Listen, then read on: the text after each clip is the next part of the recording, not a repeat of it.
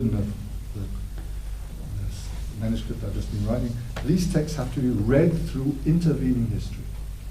And there's an enormous amount of intervening history that's gone on in the meantime. Benjamin, towards the end of the 30s, when he does his commentaries on Brecht, he says, it's strange to be writing commentaries on a contemporary. You usually write contemporaries on a classic. Why am I writing commentaries on on Brecht almost contemporaneously as if he were a classic? The reason is this, he says. Destruction of such magnitude is now hitting Europe, and will, that in a few years this present will have been erased, and the texts of the present will look like very strange, indecipherable relics from the past. So history itself is destruction. The destruction of the 20th century is such that it's making texts difficult to understand. Well, now we're reading The Destructive Character. We think, I mean, it's interesting, we all think we have an immediate hotline to destruction, we all talk about. But, I mean, is it Benjamin's destruction? And what can we take from this? So we have to read this text through everything that's happened in the meantime. This was written at a certain point early in the 30s, when Benjamin still had was still gambling on the Soviet Union. And I could show at length, and it was mentioned to a few times this morning, Benjamin's relation to communism, Benjamin's relation to Brecht, even one or two second thoughts about Brecht that he had later are all there. And everything that's happened in the meantime, all the way to the present. So, I mean, through an immense, first of all, then you have the immense amount of work you have to do on the philology, and then you have to do another kind of philology, a philology of the history that's been taking place in the meantime, and that colors our reading. And we have to, that has to be in the other pan of this scales. So I'm suggesting that that's the task of reading Benjamin in general, and that's the task of reading this particular text. Therewith, I've not said anything very specific about this text and exactly what you do. I've simply stated the problem. Perhaps we can then be more concrete about it, and I can give you some examples in the discussion.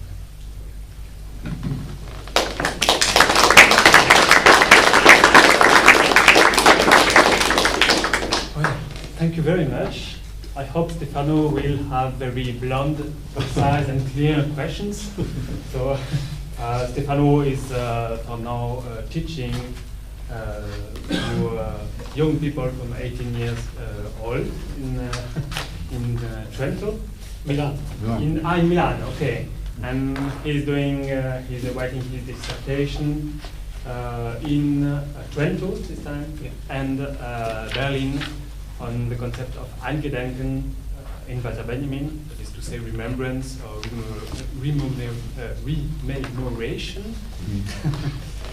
And so maybe it will be some interesting confrontation between rememoration and destructive character. So, thank you very much, Mark. Thank you, Sami, for the invitation on this wonderful workshop.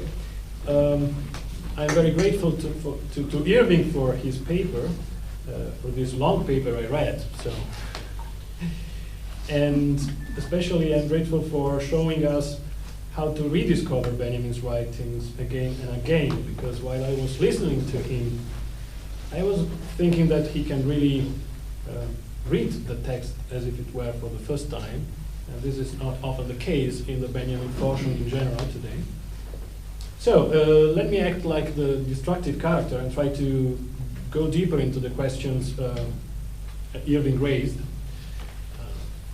I will focus first on the meaning of actuality, and then maybe on a couple of philological remarks on the destructive character. So, first question, what does actuality mean? Of course, I agree with Irving totally on the fact that the historical context has to be constructed, but what about the present, of course? Is the present somehow already given, or do we need to construct the present too? And if the latter is the case, then the question would be, how can we engage today in a construction of our present? Related to this question is the fact that our perception of the present is always conditioned by the experience of the generation we belong to.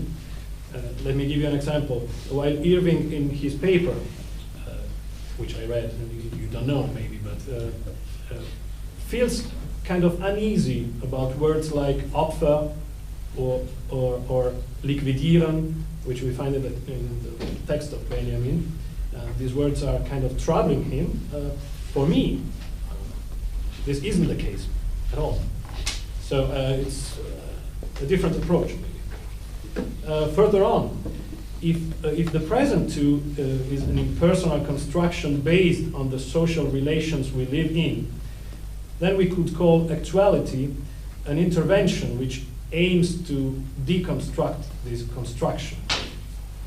So I think that what Benjamin calls Actualität is not the sticking to the present, the perception of the present, but an instance which introduces a hiatus, a gap, a specific breach, even though a little one in the present.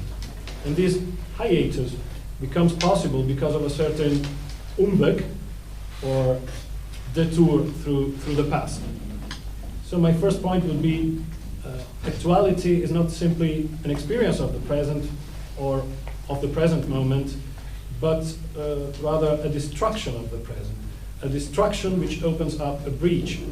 And through this breach, one can possibly find a viable path to a Spielraum in which the now and the then can compose in a tension, in a productive tension. That's why one of the most striking examples of actuality is to be found, so my suggestion, in the Proustian Mémoire involontaire, in the Eingedenken precisely. If we go back to the first sentences of the destructive character, Irving pointed it out already, Benjamin declares that he wrote this text because of the shock he had by recalling some persons he met, i.e. through Rückblick auf sein Leben. In other words, no Darstellung without rememoration, without Eingedenken. In the text, we can, this is a philological remark maybe, but in the text we can find another hint about this relation to Proust. I mean Benjamin's use of the verb verjüngen. Because this experience he describes in the text, the fact that zerstören verjüngt, is strictly related to the verjüngende Kraft of the Mémoire involontaire. In a passage of his Proust essay, Benjamin writes, wo das Gewesene im taufrischen Nu sich spiegelt, rafft ein schmerzlicher Schock der Verjüngung es noch einmal unaufhaltsam zusammen. And he goes on, diese Konzentration, in der was sonst nur welkt und dämmert, blitzhaft sich verzehrt, heißt Verjüngung. And we can find also another example of this connection, this relation between, let's say, destruction and Eingedenken in the Vorrede to the Trauerspielbuch, where Benjamin speaks of the discovery of the actuality of a phenomenon als eines Repräsentanten vergessener Zusammenhänge der Offenbarung. Die Entdeckung einer Aktualität eines Phänomens als eines Repräsentanten vergessener Zusammenhänge der Offenbarung. So this is a way we can go deeper in if we want to analyze the meaning of destruction and of actuality too. The second question, more specific question, what's the specific actuality of the destructive character? In which sense can the destructive character become actual for us today? How can it be actualized somehow?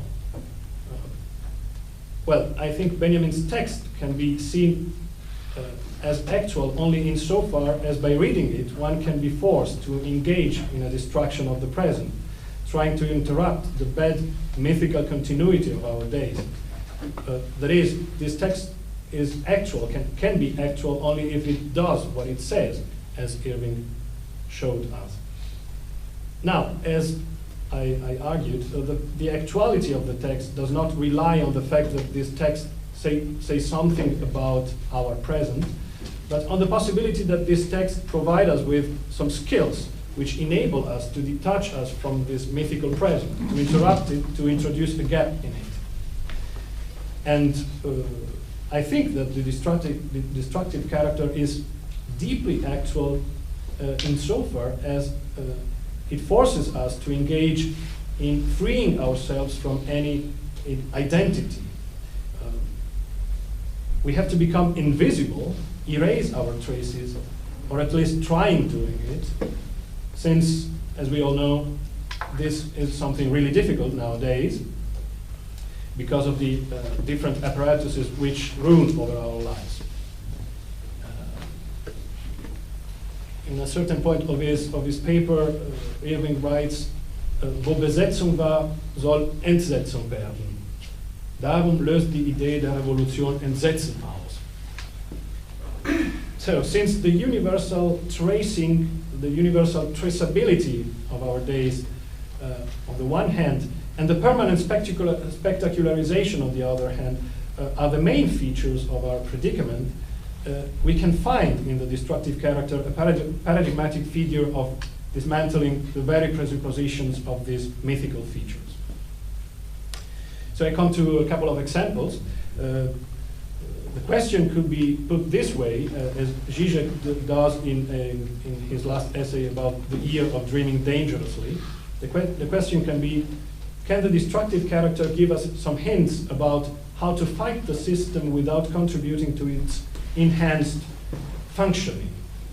I would go even further and raise the question, is it possible to take the destructive character as the framework, as the sketch for an ethical experiment?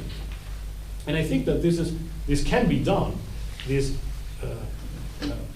somehow has already been done in a book published by Giorgio Agamben back in the 90s, in 1990, The Coming Community. The main idea of this well-known book is to construct a form of life which consists precisely in the destruction of subjectivity and in the abandoning of every possible feature of becoming invisible. And by the way, we should be maybe aware of the fact that precisely the reading of that book played an important role in giving birth to the destructive activity of Tikkun, of the Comrades of Tikkun. The Comrades of Tikkun did not only write some of the most interesting political texts of the last years, they also engaged in the experience of a revolutionary community, which is based on something very similar to the destructive character. And the fact that some years later they had been charged with the accusation of terrorist activities gives us an idea of how the state can be scared by such ethical political experiences. So the destructive character's actuality or actualization is not only ethical, but of course political too. Even Hart and Negri have understood that the main feature of the social movements of the last year all over the world, from Tunisia to Greece, from Madrid to Tottenham and New York, was their refusal of any identity, that is, their destructive character. Briefly, no leaders, no parties, no programs, no images of the future, which means nihilismus als Methode der Weltpolitik, as Benjamin puts it in his theological political fragment. Hence, in their new pamphlet called Declaration, Negri and Hart describe exactly four different forms of desubjectivization, subjectivation, I don't know exactly how to translate it in English, and they give us some advices on how to overcome these alienated forms of subjectivity. I quote, hegemony of finance and the banks has produced the indebted. Control over information and communication networks has created the mediatized. The security regime and the generalized state of exception have constructed a figure prey to fear and yearning for protection, the securitized. And the corruption of democracy has forged a strange, depoliticized figure, the represented. These subjective figures constitute the social terrain on which and against which movements of resistance and rebellion must act. We will see later that these movements have the ability not only to refuse these subjectivities, they write, but also to invert them and create figures that are capable of expressing their independence and their powers of political action. So they insist on the fact that these movements rely and have the ability to refuse these subjectivities, which means to free themselves from these forms. So in relation to these examples, I maybe somehow disagree with Irving when he says in his paper that the destructive character, maybe he can explain that better later, that the destructive character opposes to the radicalism of capitalism some sort of Gegenradizierung or Gegenzertrümmerung. He writes, I quote him, diese Strategie des Hartbleibens gegen die Härte bleibt unverzichtbar. I don't see any Hartbleiben against our spectral and omnipresent enemy today. On the contrary, I think that the social movements of last year, for instance, can be seen as the first attempt to exploring a new Bildraum, to organize pessimism for emancipatory politics. So this was about actuality and actualization, and maybe we can now discuss these issues. And I have also some philological remarks, but maybe we can discuss this later. As you want. I think you have 2 minutes more. Anyway, thank you. 2 hours.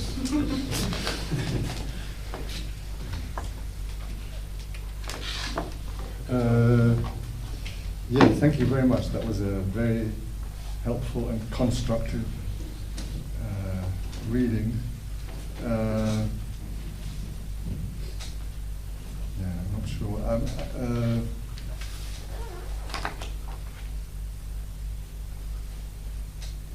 In a sense, you're more hopeful than I am, because towards the end of my piece I say that this figure of a no man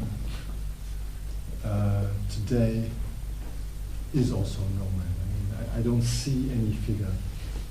I only see it as a model that that is an orientation for us, but I don't see it. I don't see it happening. And then you give me some concrete examples of where you think it's happening, namely the Tikkun group, and on the level of theory with Agamben and Hart and Negri. I guess the only question I have in my mind is that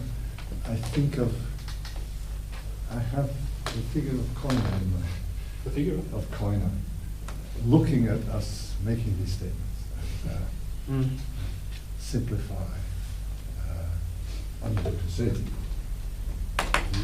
things are simplified, but maybe would he say, wir nehmen uns den Mund zu voll?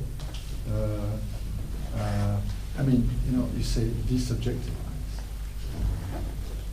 Nothing would be better. Is it really happening? How can it happen? You know, you say destroying, making destructive inroads in the present. Yeah, that's what it's about. I can't quite see how. Just to clarify one point between us about Zertrümmerung. I was very happy to see this in this morning's discussion. What I was trying to say in my paper also came up in the discussion of Benjamin Noy's paper. namely that the destructive character, in what context does the destructive character find himself then and now, up against a form of destruction, namely capital, which is a much bigger force than all of us put together. So the destructive character is up against the destruction of the 20th century, capitalism and all the horrors of the 20th century. So that's why I said, when it said that he destroys the present, or he destroys the world, it's in a way rather paradoxical. One says to oneself, we don't need the destructive character to destroy the present. It's happening anyway. Think of Benjamin's sketch 1921 on capitalism as religion, when he says that capitalism is Zertrümmerung. Capitalism is Zertrümmerung. So when he says, so when Brecht and Benjamin get together and want to found a journal on Kritik and Krise, and one of the things they want to do is Heidegger zertrümmern, and Benjamin later wants to zertrümmern Aura and so on, then clearly it's a counter-zertrümmerung. And this is perhaps where the asymmetrical aspect comes in. That made me a little uneasy, but this is the way I would understand the asymmetrical negationist. And this is what I meant by countering heart by heart. You've got to face capitalism with as hard a resistance as capitalism is itself. Otherwise you'll be soft, schöne Seele. At the same time, if you do just that, what's the difference going to be between it and you? What is the difference between the two destructions going to be? So your own destruction is going to have a somewhat different quality from its. In Benjamin's case, this notion of destruction is also coming from elsewhere. I don't think Benjamin would be happy at all for us to say, well, although I claim this in the paper, is in a way, the destructive character is in a way doing the Hegelian jiu-jitsu with capitalism. Going into the force of the enemy and using it against it. Yeah, I'm sure that's part of it, but that's not only part of it. The notion of destruction is also coming from elsewhere. Where else is it coming from? Well, I would argue also from a long tradition of Jewish messianism, which also has a destructivity of its own. So there has to be a completely other source to the destruction as well as that.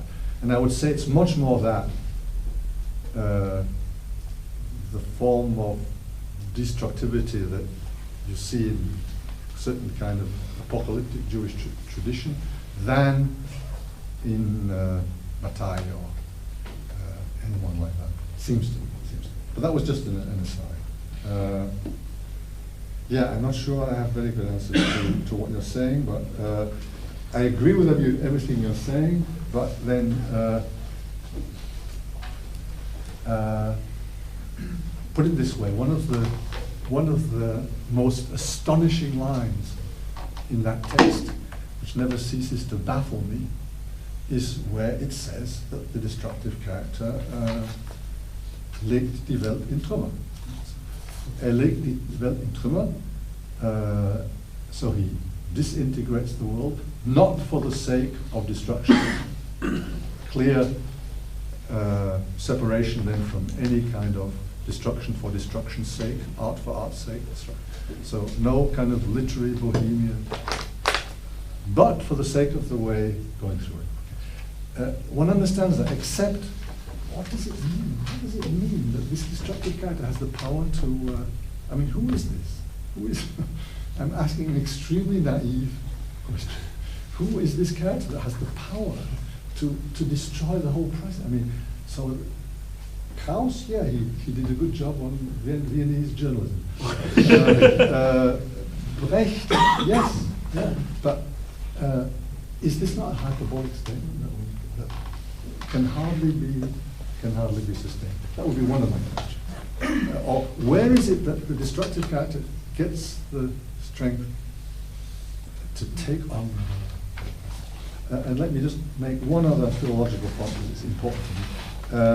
I mentioned earlier there's one line in there which has never ceased to make me very nervous. And that's this point in which it's said the destructive character clears space, And for a moment, just for a moment at least, there will then be the place where the thing stood and the victim lived. I mean, said in passing, almost understated, this more enormous statement that is clearing away, not a part of the rubble that is clearing away is human rubble, the victim.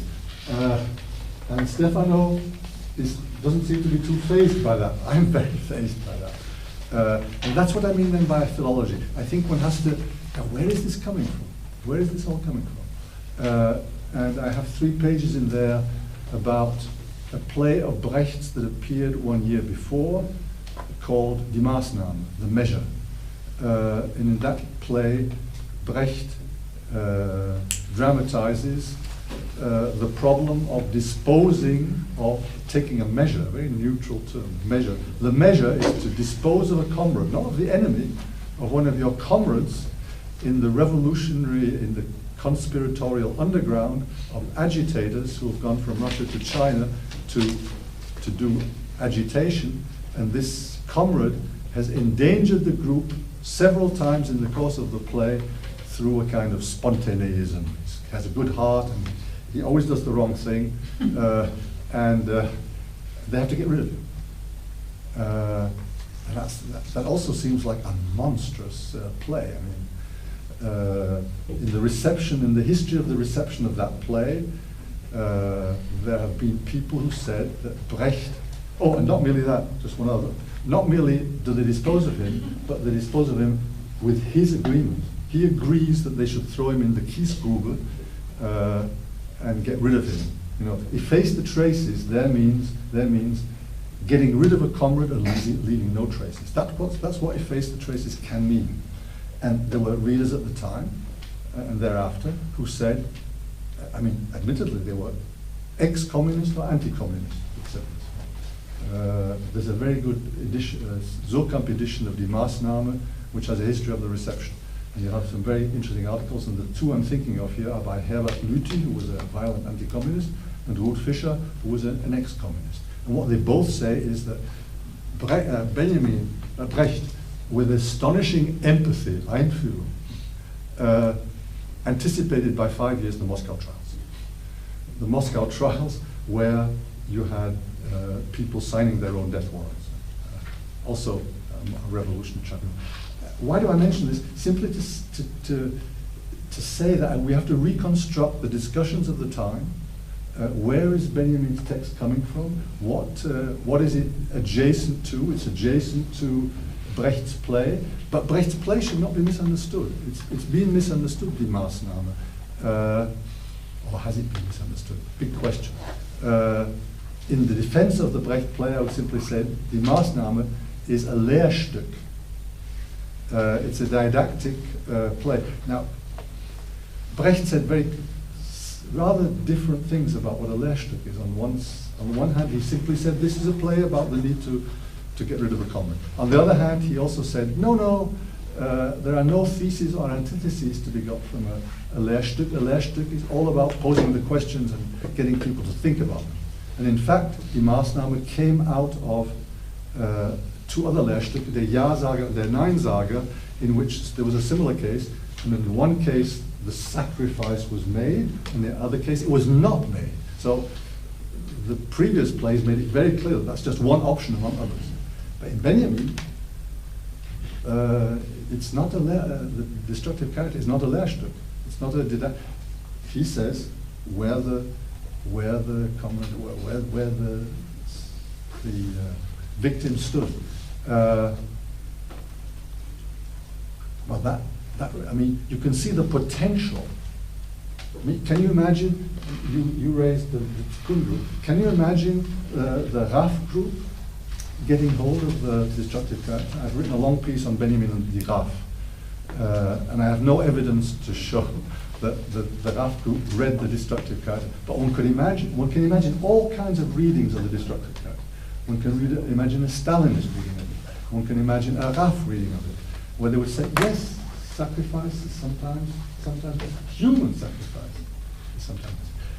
There's been some very grim history in the meantime. And all this is up in the air. These are some of the stakes in reading this text, and that's why I'm nervous about that line. I'm not also saying it's not acceptable. I'm just raising the question whether it is. There are certainly ways in which it could not be acceptable, and it raises all kinds of questions about whether it's acceptable. In the case of the Raf, no, the sacrifice of Hans Schleyer and so on, it wasn't worth it. It wasn't worth it for good Marxist reasons. It wasn't worth it. It can't be justified. And Benjamin has to be rethought. He asks to be rethought. And to give you just one final example of rethinking, he talks about coming to grips with the present.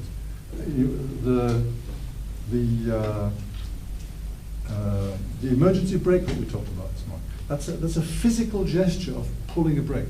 And there are all kinds of physical gestures going on in Benjamin in coming to grips with the present. And there, you talked about the spectral present. And Mark has an ongoing project on anthropological materialism. Adorno said to Benjamin, that's too romantic a notion, anthropological. In other words, can you now grab the present? Wasn't capitalism always precisely that which you cannot grab? You can't engage in hand-to-hand combat with it. And so all these questions are raised about Benjamin's metaphors and whether we can, or images, and whether we can still. So just as few indications of some of the problems I have.